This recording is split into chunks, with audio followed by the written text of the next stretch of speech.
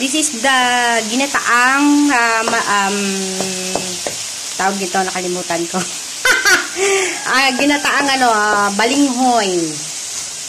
Ayan, balinghoy. Tapos nilagyan ko siya ng hibe and peritong isda na kinunot. Ayan, masarap yan. Maglalangis-langis ang gata niyan. Oh my God. Ayan. Yan, pag nagluto kayo niya, kailangan lutuin yung maigi para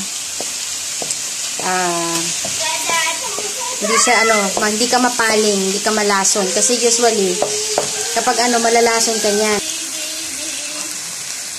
Yan. Yan.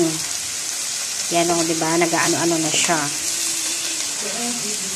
Tapos lagyan nyo lang siya ng dalawang gata. Una, syempre, liputok. And sumunod is unahin nyo muna yung unang gata, syempre. Tapos pangalawa, pag medyo iga na, saka nyo ilagay yan.